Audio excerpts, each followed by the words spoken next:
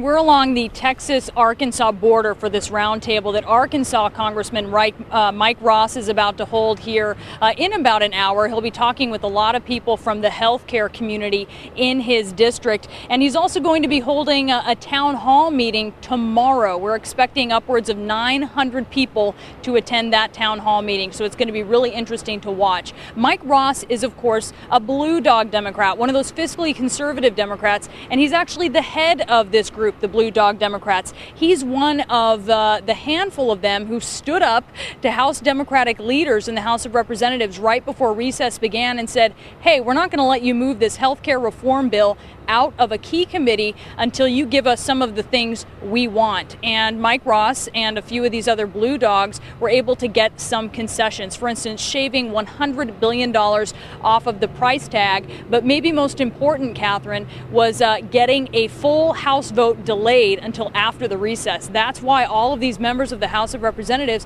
have gone back to their home districts and are really getting such an earful, because this is their chance to hear from their constituents and before they actually take a step towards a full vote, Catherine. So it's certainly interesting to be here and hear what folks here have to say. Yeah, that's what I wanted to ask you. I'm wondering what he's hearing. You've been talking to people. What are they saying about Ross and health care reform?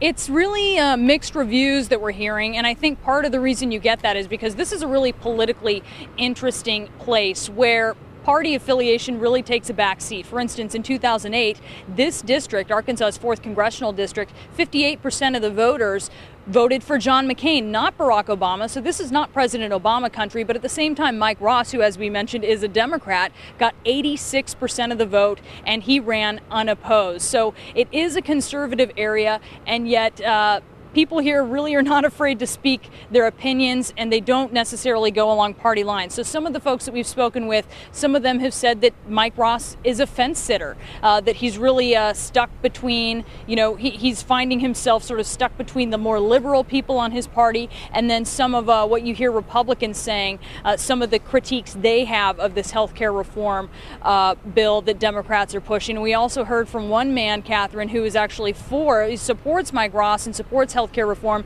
and he said that he thinks Mike Ross is really stuck between a rock and a hard place. That certainly does sound like it's true in this case, in this region. Well, you're not going to be able to please everyone on this issue, no matter what. No, certainly not. But I think especially in this area, one of Mike Ross's aides, I asked him, what are you expecting tomorrow? 900 people. And he said, yeah, we are a little nervous. He said the thing about the South is people are really friendly. But he said people here are not afraid to speak their minds. And basically they will get, feisty. And they're not afraid to say to their member of Congress, here's what I think about it. So there are certainly some conflicting, but personality traits, regional personality traits there, but they're certainly expecting that he'll get